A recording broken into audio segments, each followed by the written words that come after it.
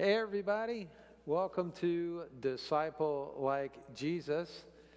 This is session number 4. We're going to be looking at the chapter of blessing the world through a life of service and a life of generosity tonight. You'll be delighted to hear that Melanie is back with us. Hello. My beloved, my foil in these conversations. And I know y'all all missed her last time when I had to go solo. Now we're trying something different tonight. She's got the feed on her phone and is theoretically going to be looking for and seeing any comments that you guys make. So if you're out there, Craig, Elizabeth, whoever, throw a comment out and Melanie will let me know that you're here. We can respond to you. Just trying this different ways, different weeks so we can keep a handle on it all. I do want to do a quick summary. If you're new to what we're doing, we're working out of the book Disciple Like Jesus, Making Disciples Like Jesus Who Make Disciples Like Jesus. This book available at Amazon and other fine Christian booksellers by myself, Eddie Pipkin, and Dr. Phil Maynard. And we're working out of that text. And the premise we've been working from is that the life of discipleship that we're all called to as followers of Jesus has aspects that work like a three-legged stool, and that's one leg is belonging to the body of Christ, one leg is becoming like Jesus, and then one leg is blessing the world. And that's the third important leg we're talking about tonight, blessing the world.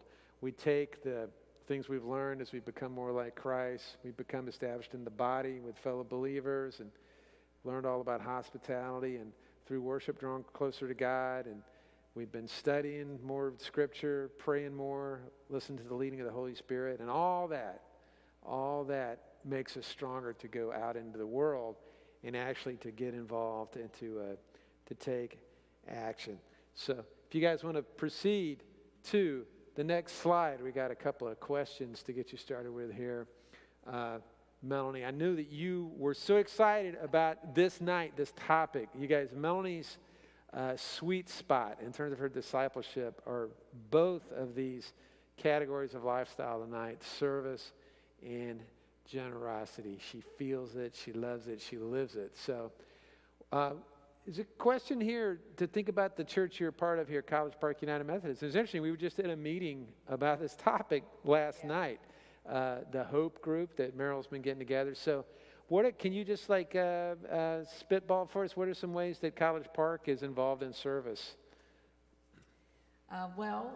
Collecting items, right? We know that we do that. We have the ministry, the water ministry for the people stopping at the bus. I guess they're still doing that. Not sure if we still do it. Right out there right now, it's happening. We collect things for the Hope Center, Women of Hope. Hope Center for Women. We'll get the name exactly right for soon. people. And obviously, there's different drives for collecting gift cards, backpacks, school supplies, diapers, wipes, food for Thanksgiving. The Edgewater food drive. The food market, the student-run food market right. In connection with Second Harvest. We made a delivery of food supplies this very morning. Lots and lots of things. Have there been some other things at other churches that you've been a part of over the years that you can think of? Well, there's groups. There's been mission trips here too. Just I'm not familiar with. I know there's a trip. We're pretty Guatemala, new, right? so you haven't been on the Guatemala trip yet. Yes, but we've been involved in churches that have done local mission outreach projects as well as to other states or internationally. We also have been with groups that work specifically with youth and children for like homeless or right. I guess sort of in between housing, I guess you'd say. Sure. Obviously, food pantries, food drives, same types of things, backpacks, angel trees at Christmas, that type of a service, and even having Good Samaritan fund that was sort of discretionary at for the pastor or the a lot of churches call that a benevolence fund or an emergency fund for people who need help. Right. So if you have people in your community or congregation specifically, they're on hard times. That's another way for outreach for the community. Yep, a million ways to serve. Some things we've been a part of over the years that people recognize. Habitat for Humanity would be a good example. We've kind of framed this discussion in the chapter in the book using some terminology to help people think about what practical service actually is. There's a biblical call to do it. So there's a question here. We use this distinction between service ministry and generosity ministry. Do you remember reading about that or have some thoughts on that, of the things you just listed? Like, what are those different kinds of categories, generosity versus service? Well, I guess I don't know how in the book specifically, I did reread it, but generosity is more about giving, right? So That's if you're right. given of your means. It could be given of time as well, I suppose. Whereas service is action, right? Yeah, so that's right. that's the distinction. Yeah, so ministries of generosity are whenever we're having collections or drives, and we've done a lot of that through College Park. There's some of those going on right now for diapers and for food for Thanksgiving. So anytime when we donate something, that's a ministry of generosity, and it's really important often to meet people's needs they're having right at the time to eat most often. Right. Sometimes it's for clothes, sometimes related to shelter. Ministries of service have to do with where we actually are doing stuff connected with people, eyeball to eyeball, where we're interacting in ways that are building relationships. So that's kind of the distinction there. And you think about Jesus as an example, because Jesus is the model that we're looking at as we're learning to be disciples. We're becoming more like Jesus. So you think about some of the stories that stand out to you. What kind of things did Jesus do that you remember from reading about Jesus' ministry in the Gospels? Well, he healed people. He did. So he ministered to the sick. He ministered to the sick. It's interesting. Obviously, we know about the story of feeding the 5,000. He right? fed the hungry fed actively. people The people were right. hungry. Jesus didn't just give them platitudes or tell them to go get a job. He actually fed them. Sick people, he actually healed them. He definitely comforted them. Can you think some other ways that people were served by Jesus? Well, I mean, he comforted them from a standpoint of protection as well, right? People were being judged, stoned, kicked out, and he was like, you without sin, cast the first stone. Like a protection of equality, of social justice type of action, right? That's great. You used a great phrase there, social justice. So Jesus, in his preaching, but also in the way he lived it out, he stood up for the rights of the oppressed. And he did this very vocally, and he gave directives to his followers about the importance of that work. And we saw him inject himself in the situations. The woman who was about to be stoned for adultery is one of the more famous stories where Jesus actually interjected himself into what was going on to stand up to defend somebody. But also he frequently he called out the people in authority on a regular basis to deal with some of the root causes of people's suffering. And we're going to get into kind of some terminology about what those different kinds of ministries look like. But we saw them all displayed in Jesus. We saw him like responding directly to comforting people, offering people assistance in food and in other ways. And then we also see Jesus getting directly involved in resolving conflicts in the moment. And we see Jesus taking a bigger picture approach where he's confronting the people in authority to deal with the needs of people on a larger scale, those root causes.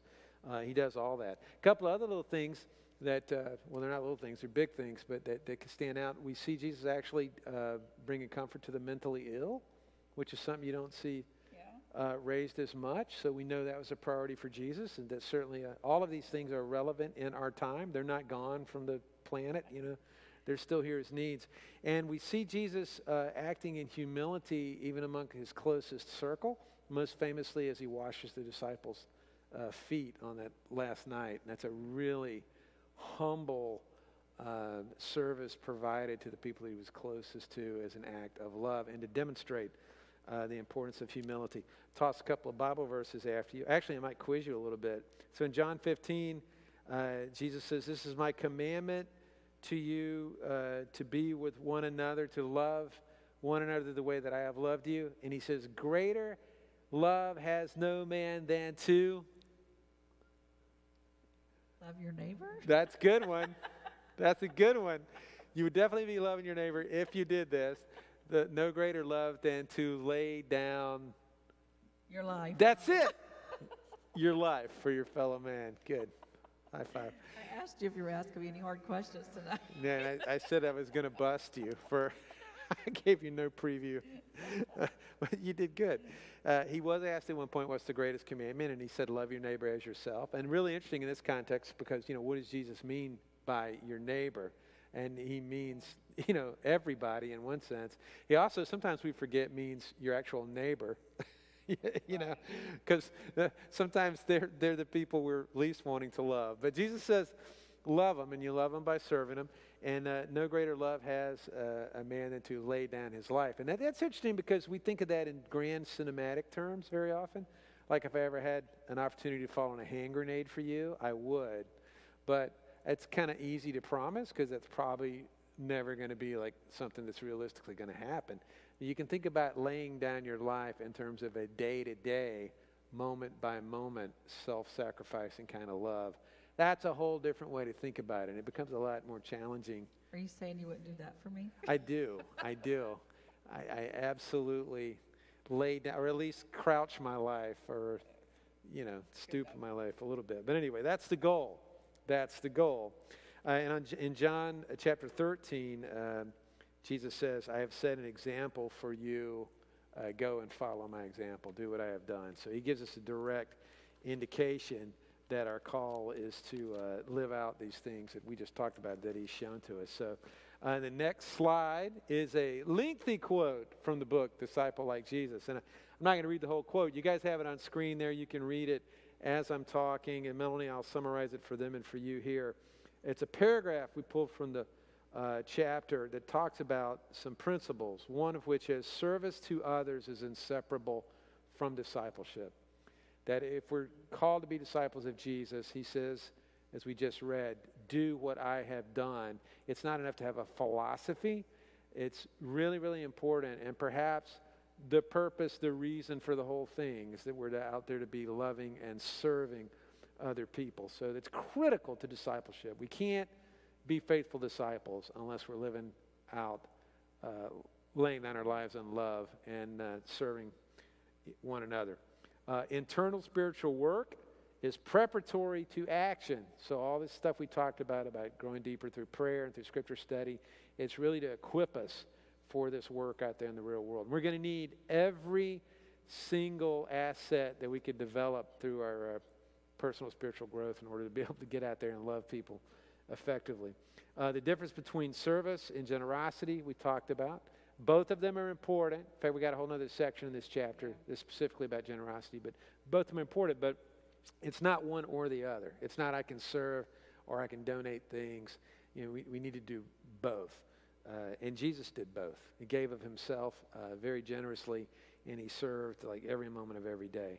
And that service that we're talking about, that hands-on service, looking people in the eye, is important because it's about engaging people. It's about relationships. We've talked about a lot through the book that everything about discipleship is about building relationships with people. And it's really cool when we're doing service, we grow relationships with the people that we work with in that service, the people who lead us in the service. We grow relationships with the people we're serving, and then we benefit from the people that we serve. Often we've heard it said that, you get back more than you feel like you're putting in even. Have you had that experience? Absolutely. I would definitely say that certainly if you've done any kind of mission trip or anything like that, right, you really form a team or a bond with the people you're there with that, and oftentimes may not have had really any other reason to cross paths with them, right? You get a group of people that kind of randomly come together for service. And I would also even say just doing, day projects, going for a few hours and, cleaning up grounds of elderly people's homes or, serving with children or whatever it is that you get to know people that you're serving with as well as those that you're serving. Most importantly, I think, is a understanding of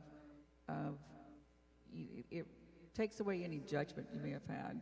Of, if you don't ever do anything to help people who are in need of help, whether the help is food or home or whatever it may be, it's easy to sit somewhere and be judgy about why they're there or what caused them or what they could be doing themselves until you have a meal with them or you serve with them in some way and hear their detailed story, and suddenly the relationship piece of it makes them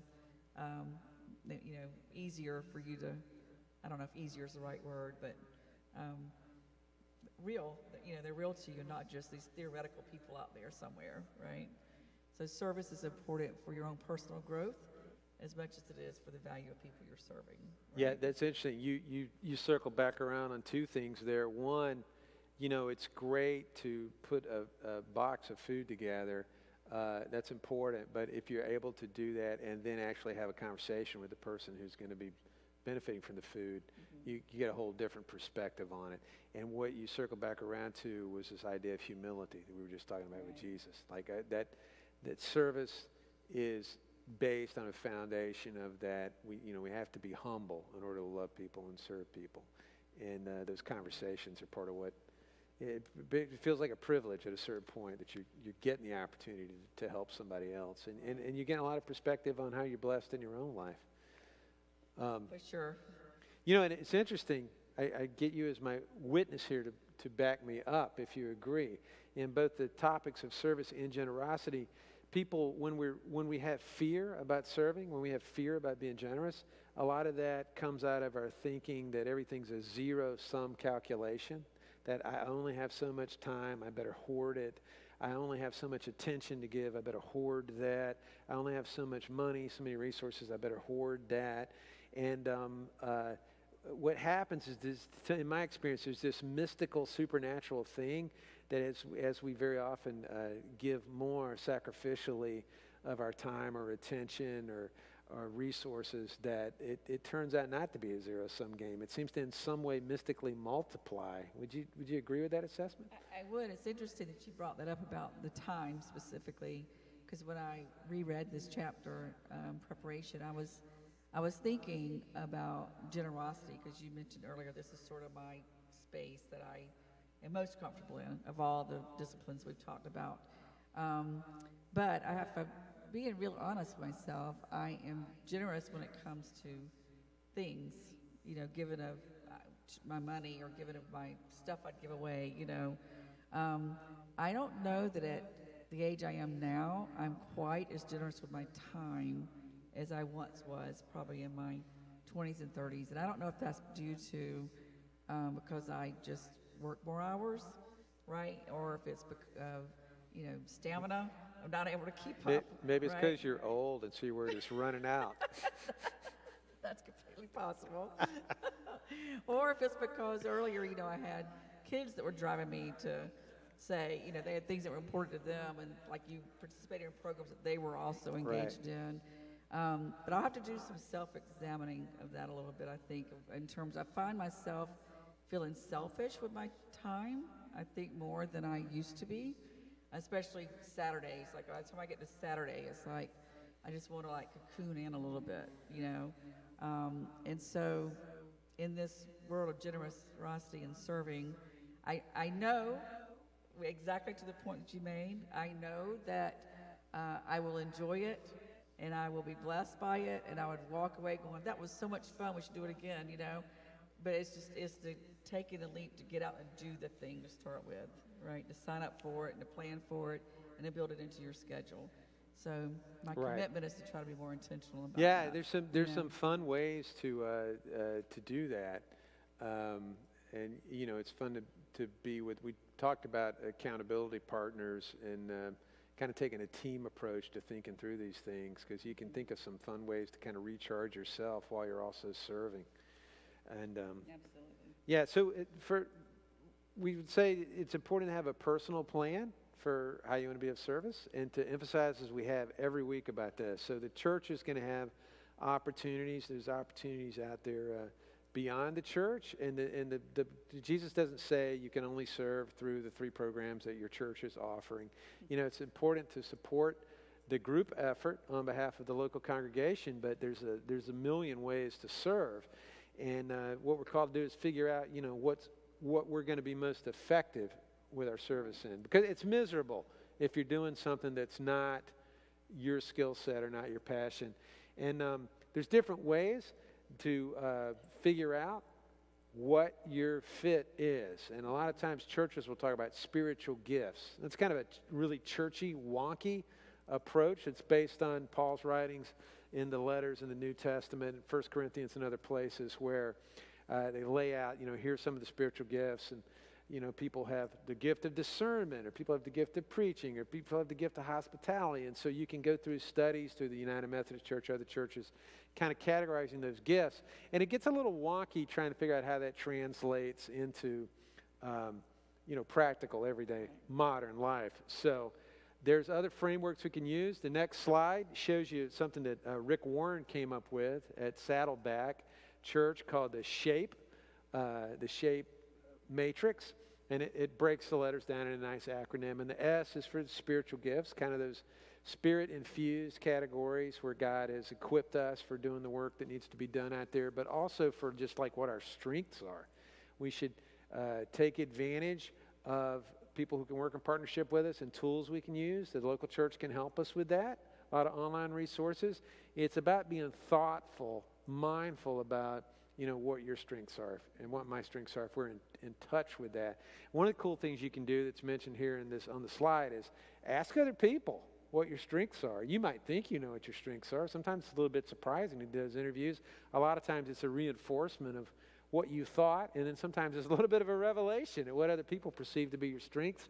But you want to work out of your strengths. God gives you those strengths. The H is for heartstrings, and that's like where your passion is. When you hear stories, what do you get moved and motivated about? It's different for different people. I know you have a lot of heartstring pull for kids, working with kids. I've notoriously have over the year for youth and for hands-on mission projects. You know, it's some people feel very passionately about helping women with very small children, with babies. Some people feel strongly about homelessness, food insecurity, whatever it is. There are different things that we have passion about, and that is where we should employ our strengths, that God gives us those passions for a reason. The A is for abilities, and by abilities we mean like what our skills are. And some skills we've learned by virtue of our education, by virtue of our professional training, by virtue of, Grandpa taught us how to shingle a house. You know, that's a really useful ability to have if you want to go work on a habitat. I famously on habitat projects, remember this, I only got called for demolition days. That's all I could do was like bust out. But, you know, that was my ability. It's good to know what those are. The P is for our personalities. We're all gifted with personalities. Some of us are introverts, extroverts, ambiverts. Some of us are leaders. Some of us would rather set everything up so the leader can sweep in and make things happen. You know, so it's good to be in touch with what your personality is. Do some of those personality assessments. And E is for experience. This is really, really important. Contextualize our opportunities to serve based on our life experience. There are a lot of us who've been through various experiences in life, you know, whether it's in raising children or whether it's in losing people we've loved to cancer or other crises. Or I know that you had a little brother who had Down syndrome, so you got a space in your heart for reaching out to people who, you know, have family members who have Down syndrome. And, some of us have been through periods of time where we've lost jobs and had to restart our careers. These are experiences that we can leverage to serve God and to be available to other people based on the particular insights and perspectives that we have using shape. So you feel like when you're looking at a chart like that, you've been in ministry a long time, you feel like you got a pretty good handle, self-knowledge about those categories? Well, I guess I do, just because I've served in several things, but honestly, I tend to be just more opportunistic when it comes to service. It's like, jump in and try something. I mean, obviously, I'm not going to, if you said we were doing a service project and we were going to be working on cars that were broken down, that probably would not be my thing, because I don't know how to change the oil in a car, much less, fix anything else on it. But, maybe I could, wash it once they were finished with it, or, take food to the people who were working on the car, or something like, I feel like every project has something that everyone can contribute to. Right? So you guys show the next slide. The question on the next slide is, how do you serve others through church-sponsored activities and through personal ministry? So two points to make here. One, you're describing the reality that is true for most of us, that our service is kind of a hybrid of opportunities that present themselves. If College Park is undertaking a project, you want to support that because you're a good church member and you have a heart to serve. So you jump in and you do your part.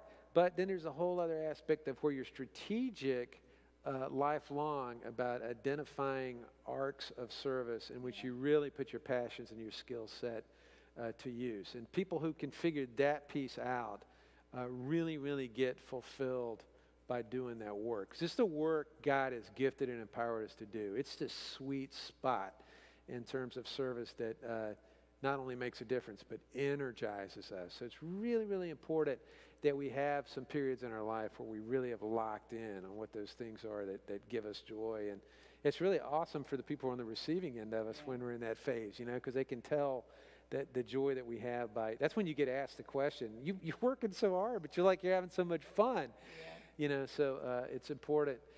Also, to make the point again, there's a lot of ways to serve that don't have to be through just something that the church sponsors. We got a list actually on, I think it's here on page 112 in the book, if you happen to be reading along.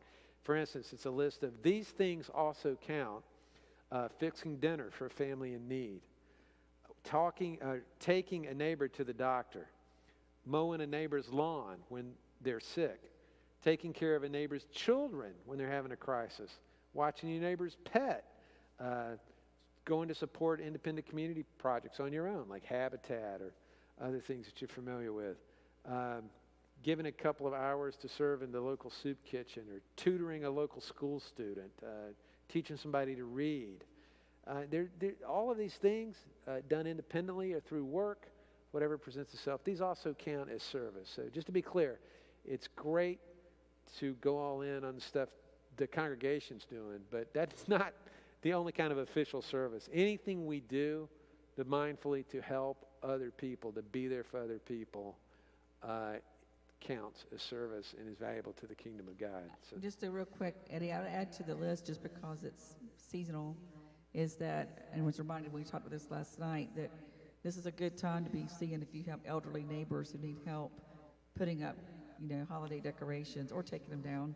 Right. Oh, that's a great one. We've done that over the years. Yeah. And man, it's some great relationship building too. And it's really, really appreciated by people who can't get up there and put up lights or even get a tree in to decorate it. And there's lots of people who just love putting up decorations. So that's, again, not hard to offer to help somebody to hang ornaments on their tree and visit with them a little bit, while you're doing it. Or just to get stuff out of the attic for them or whatever it may be, right, so they can do it. But anyway, just to throw out an idea for people. Absolutely.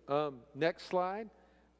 We circle back around to when we're thinking about the kinds of service that we do and why it's important. We referenced that Micah verse, Micah 6:8, that everybody knows. Oh, don't look. It's right there on the wall. It is. Oh, it's on the wall. I was going to say don't look. I was going to quiz you. And it's like right here on the College Park hallway wall. These three things that God requires: to act justly, love mercy, and walk humbly with our God, which we've been talking about. So next slide, we talk a little bit about the difference between, we talked about service versus generosity, and we're going to talk about mercy ministries versus justice ministries again. And mercy ministries address the immediate needs that people have. So when we're feeding people, when we're getting shelter for people, when we're providing clothing for people, health care for people, those are mercy ministries. And Jesus had compassion. We talked about that in worship at Anthem last night.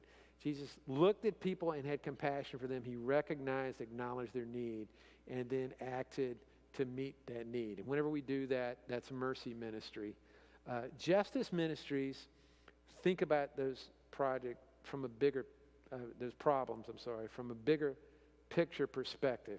Like, why is it that people are hungry? Why is it that people don't have shelter? And then we can work within the structures, the power structures, as representatives on behalf of the kingdom of God, work together with our fellow church members to try to advocate for systemic change that can bring some relief for those problems. And that was that preaching that Jesus did where he confronted the authorities of his time, the governmental religious authorities, to say, you know, you need to take care of the people, widows and orphans and the hungry and the poor and the downtrodden. You know, they deserve justice. They deserve to be taken care of too. So that's important work for us to do. And again, it's not like we pick mercy ministries. Like you're like, I got the mercy ministries. You take care of the justice ministries. You know, we're to be on the lookout for opportunities that present themselves to work in those areas. You might have to. The mercy ministries tend to be right in your face. When you see a homeless person on the side of the road, panhandling, that's a mercy ministry response in real time. You might have to be a little bit more thoughtful or deliberate about, well, what are the justice ministry issues associated with the fact that people, are in that position. The next slide gives some examples we talked about with the mercy ministries. Again, shelter, food, clothing, medical care. And then the justice ministries examples. Interestingly enough, things that churches get involved in. Tutoring. I know that you're big by virtue of your vocation with reading and the importance of reading with kids and making resources available to kids. That's a justice ministry, actually. Education. And, you know, the United Methodist Church has a lot of history in trying to provide education because education becomes a question of economic justice, whether people can rise up to their full potential and fend for themselves and their families. Same thing with job training and creation and fighting for livable wages or home ownership. Really, Habitat is really cool. Yeah. I've mentioned them several times. It's really cool about helping homeowners help themselves. Yeah. We did a lot of, been involved with churches who've done micro-lending in places around the world. Again, providing resources. That's a justice ministry to help people stand up for themselves, create their own business opportunities and such. It's really exciting work. And the next slide, just a clip here from the chapter. You know you've been a United Methodist since you were a teeny tiny little baby girl. And you know the Book of Discipline, which is the sacred book of guidance for the United Methodist Church, is very explicit, the famous paragraph 202, where it states that the church exists not for itself, but for the community it is called to serve. Now, you feel like as a heritage Methodist that's an identity that's been a part of the local churches you've been a part of over the years? Yes, I do think so. I mean, some more strongly than others, and they've all gone through waves, right? And often depends on sort of who's leading the outreach, committee that particular year, or just people get sparked by certain programs. But yes, I do think for the Methodist Church, it is an emphasis of community service and outreach always as a part of the core DNA of the congregation. Right. So, and I know it's important to you, for instance, on LGBTQ issues, to be part of a church that's standing up in visible ways for that people receive justice and are treated equally and given opportunity. Yeah. Yes. But that's not true for all. I mean, not all churches will take that on, right, as a justice statement. So, yes. You mean that particular issue? That particular issue. That's right. So that's interesting. We go back to identifying like our specific context. Right. So even within the United Methodist Church, certainly within Christian denominations across the spectrum, if you really have a passion that's been given to you by God, there's a congregation that you can find that is connected to that passion. So that's important to do too. All right, so next slide. We're going to get to the part where for everybody tuning in and reading the book, Discipleship Challenge is to think about and find ways to serve in your local church, to try things out. If you have not taken a course to discern how you're wired specifically by God to serve, do that. Explore some resources. Again, as always, you can contact me through the church office, through Wendy. I'd be glad to help people figure out that next step. And be on the lookout for people to serve, be mindful of it. here was your question. Next slide, which is, what might you commit to do this week to develop a practice of a life of service? You seem to be throwing a challenge down to yourself to think about time a little bit more. Yes, that's right. I would definitely say to just be focused on dedicating more time, because I mean, I was looking back over the last few weeks, because you had a question in the book about what have you done this week to serve, right? And I thought, well, if I check off of, sending money to pay for a meal for people who lost a loved one, like I've had 3 of those in the last month, right?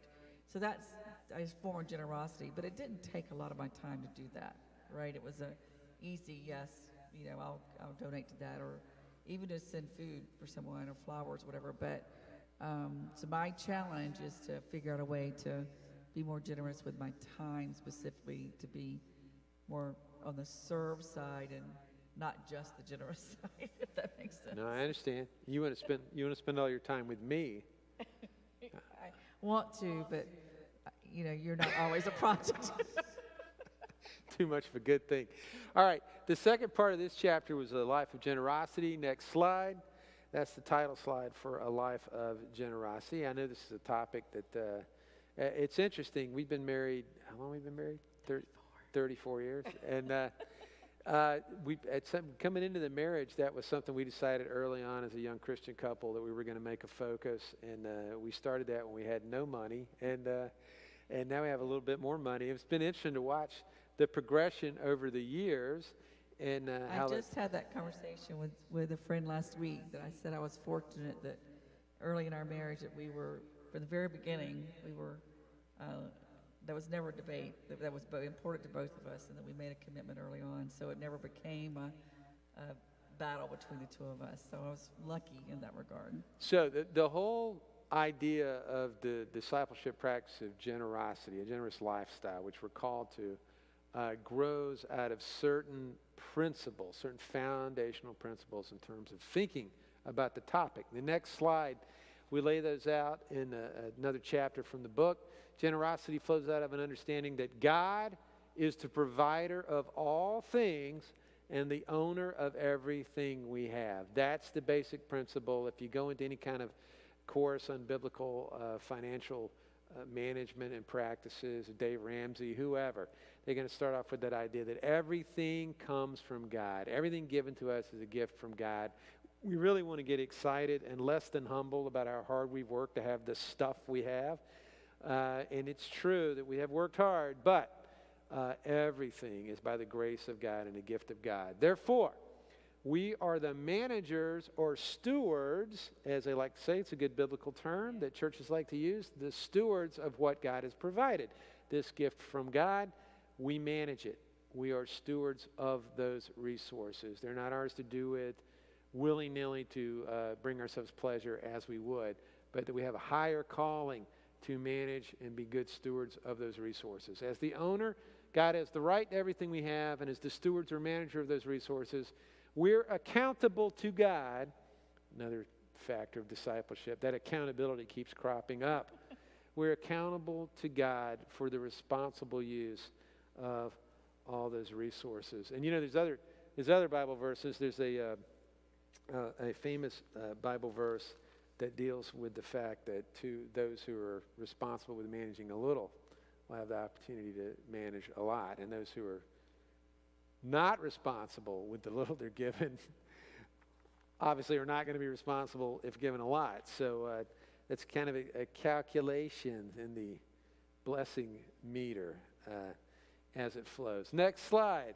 There's another foundational concept that grows out of this idea that God owns everything, that we're giving things by God to be good managers, good stewards of. And it's this idea that Phil and I write a lot about that comes out of Leviticus 19, 9 through 10. Now, Leviticus 19, 9 through 10 is that scripture that talks about the actual very, very specific and graphic description of the gleaning of the fields. Mm-hmm. So the Jewish people in Leviticus, they're given this command that when you go to collect the crop and you go through and you collect the grain, it says don't reap of the grain. Don't go back through a second time and pick up the stuff you missed the first time. Don't go to the very edges of the field and collect every single grain for yourself.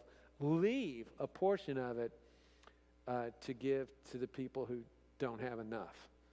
So it's this principle that's established way back in the Old Testament in a very practical, real way for people who grew grain to survive, that you don't try to take in a greedy fashion everything you possibly can get your hands on, that you leave some of what you've been blessed with in order to bless those who have less than you do, who have needs. And we talk about this in the book as an example of living within our margins. That is to say that everybody, whatever your income level is, whatever the level of which you've been blessed with resources, whether you've inherited, whether you've won the lottery, whether you've worked really hard and collected a paycheck, whatever it is, how the resources have come to you from God, that you don't use up every dollar of those resources, every ounce of those resources, and bringing pleasure to yourself. You live beneath your means on purpose so that there's margin left over with which you can do the work of generosity. Yeah.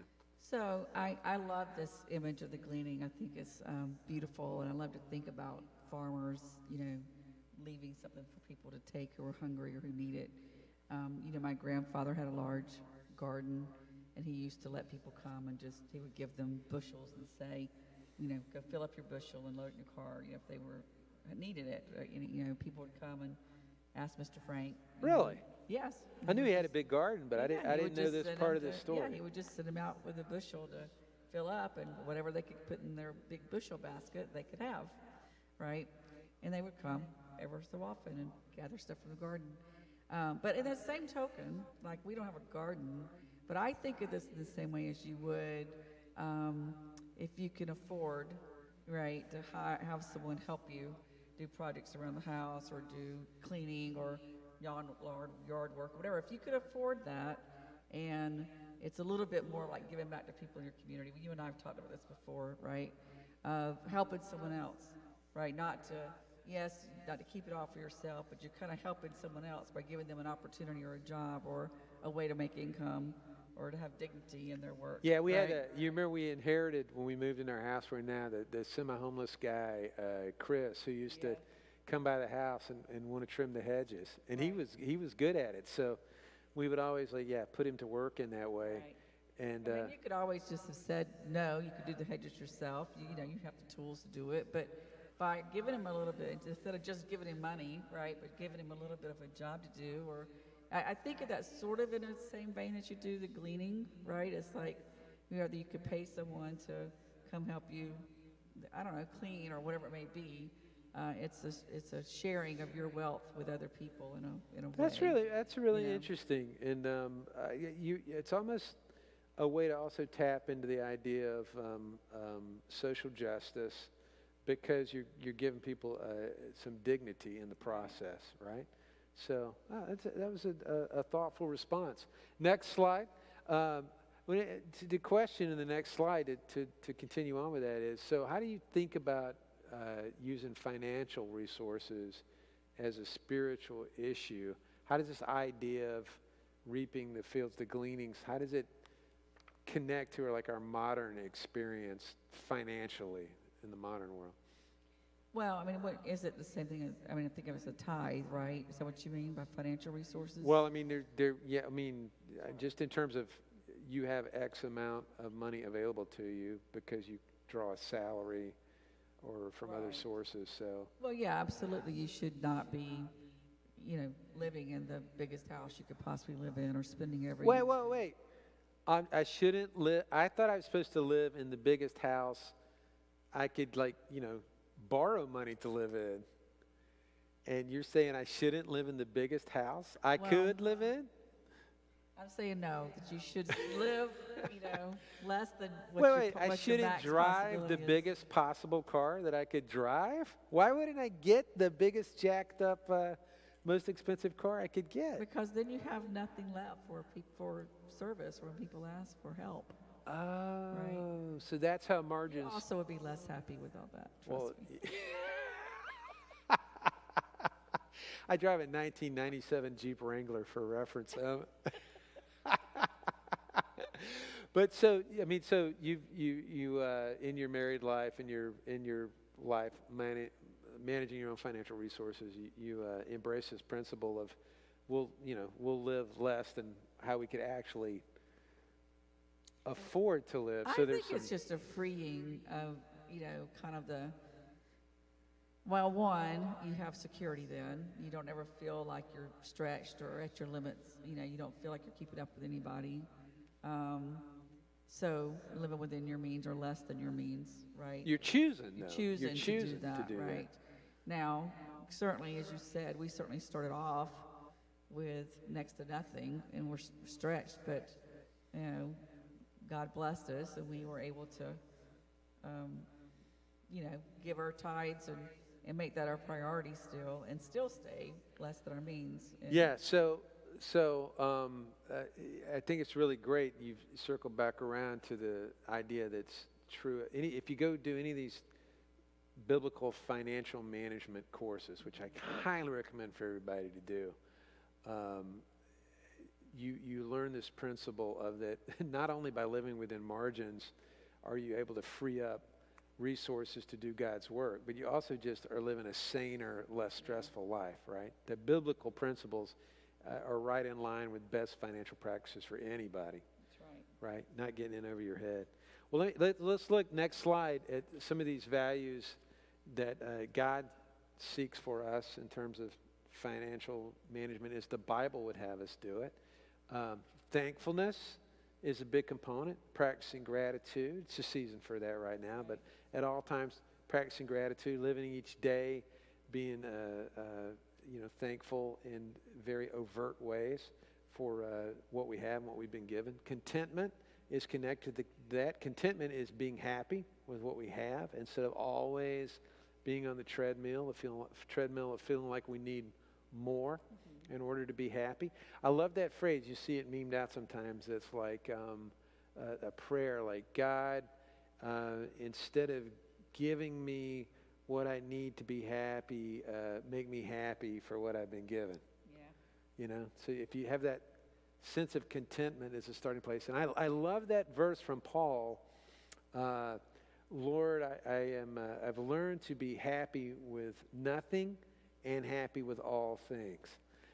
Whichever situation he found himself in, either materially blessed in a given moment or, in prison with nothing in a given moment, he's learned to be content in that moment. And that doesn't mean we aren't going to have nice things. We're not going to get to do nice things because we decided to live within our margins. And it just means that whether times are tight or times are flush, we've learned true contentment, which comes from God and comes from having our basic needs met, which Jesus promises us will always be the case.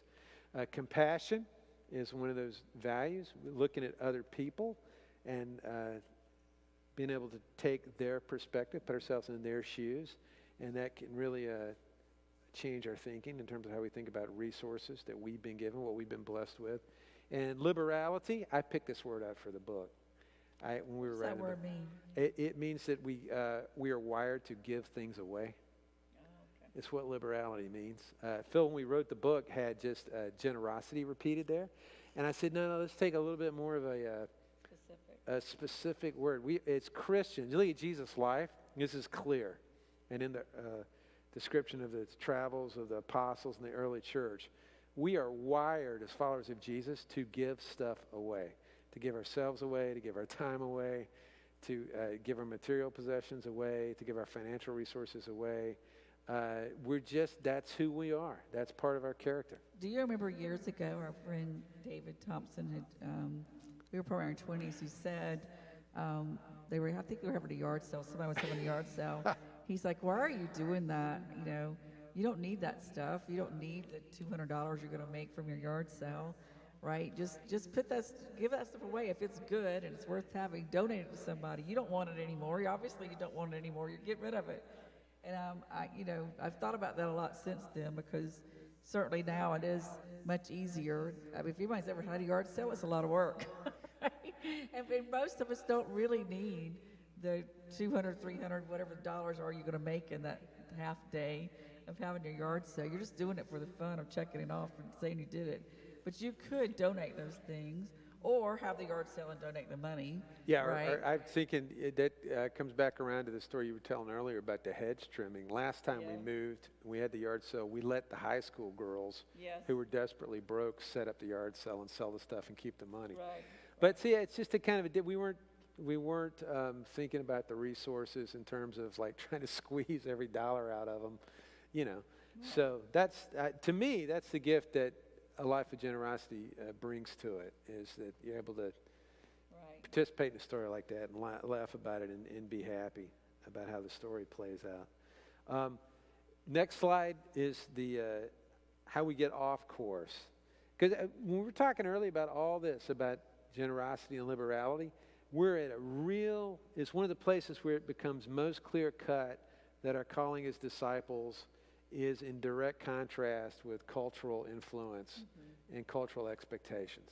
Because the culture that we live in, the capitalist culture, expects us to be materialistic and to consume and to pursue any debt we can accrue in order to make those things happen. This term, by the way, affluenza, popularized by Adam Hamilton.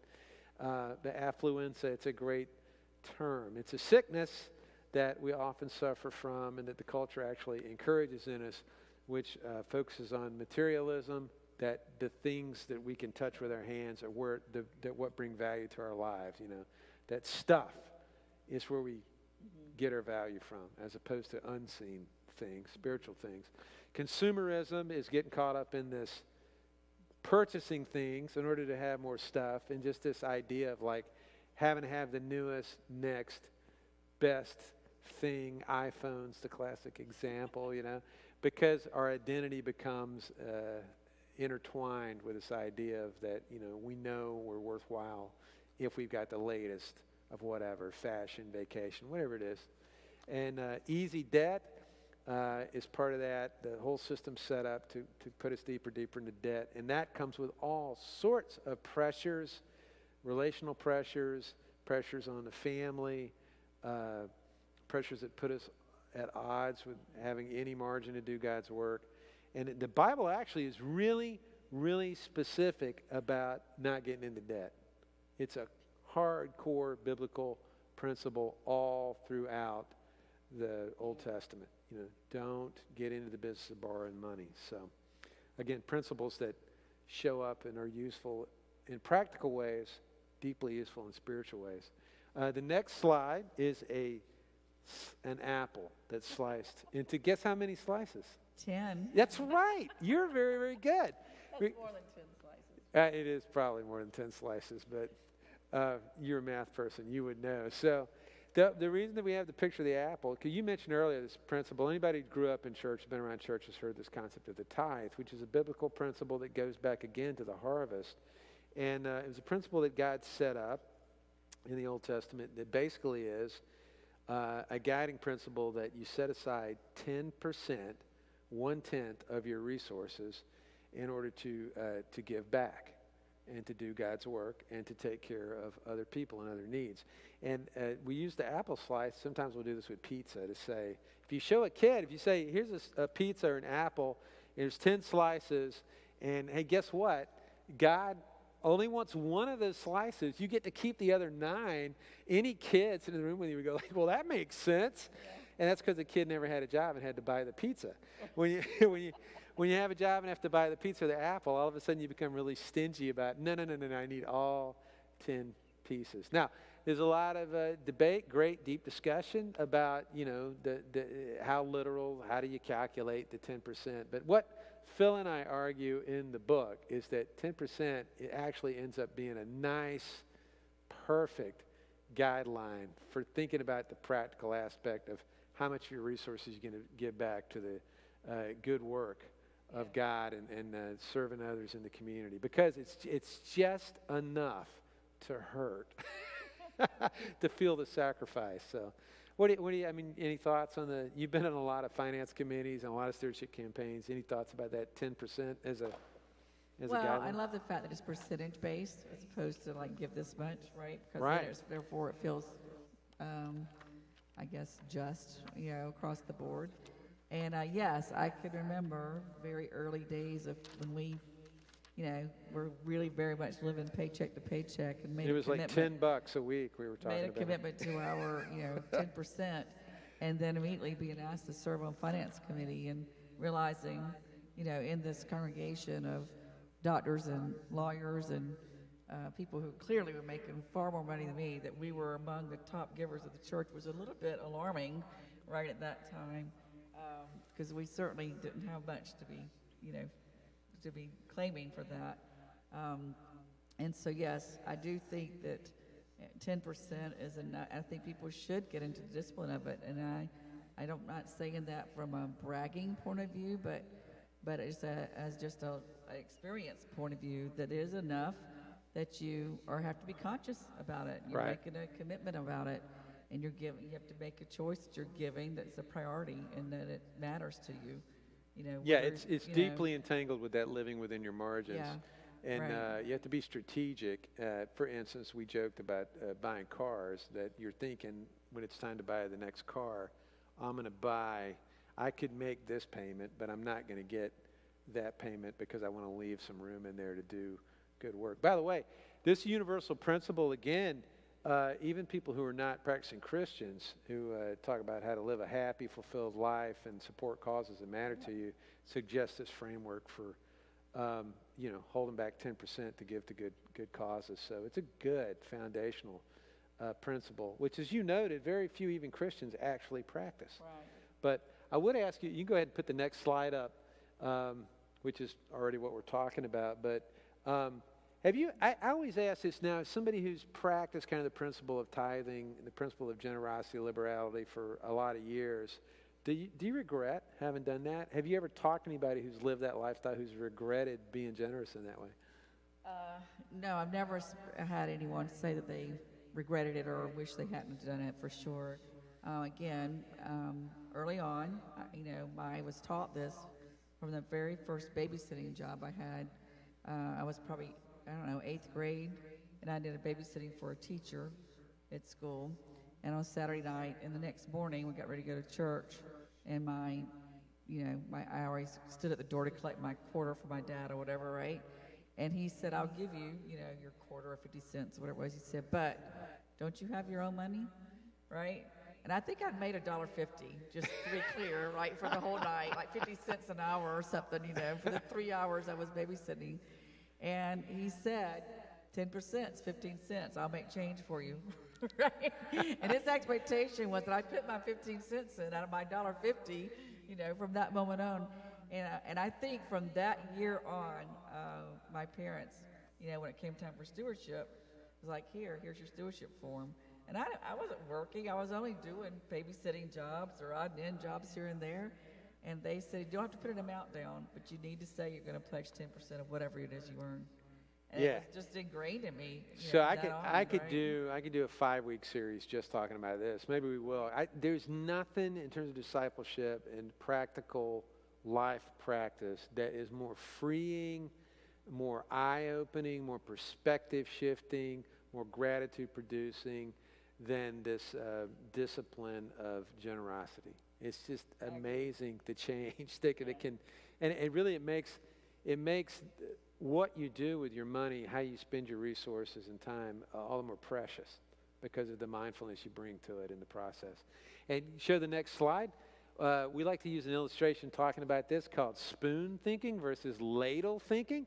And if you imagine a big pot of soup, in this case, not pizza, not apples, but a big pot of soup, if you can dip into that with a spoon, and a spoon is for providing bite-sized portions to yourself, for yourself. So when you go in with that spoon, you're thinking about what you're getting. You're thinking about, in terms of that philosophy of what is a limited resource, what's lacking, as opposed to a ladle.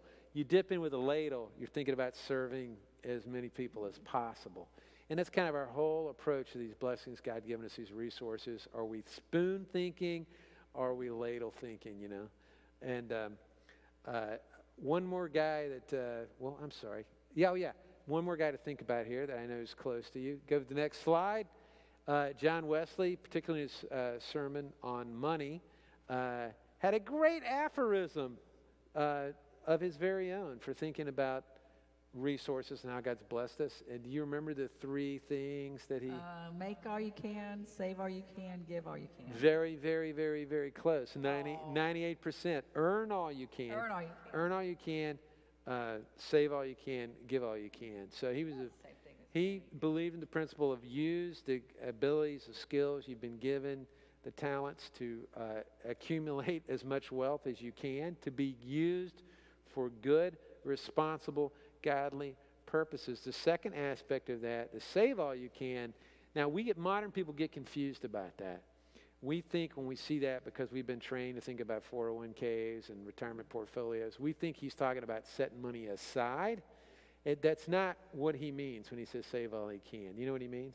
He's talking... Live within your means, or Yeah. less than your means. Yeah, he's talking about being frugal. Yeah. He was famously frugal. He famously, from the time he was not a very important clergy person to the time when he was one of the most important clergy people on the island of England, that he still lived off that not a very important person's salary and famously gave the rest of it away. And that's what he meant. He meant save all you can, get as many BOGO deals as possible, be as frugal as possible, because that positions you to give all you can, to give back as much as possible. So he completely believed and talked about with the Methodists who trained up under him that, you know, it's good to accumulate wealth for God's purposes if you're responsible and if you're ethical.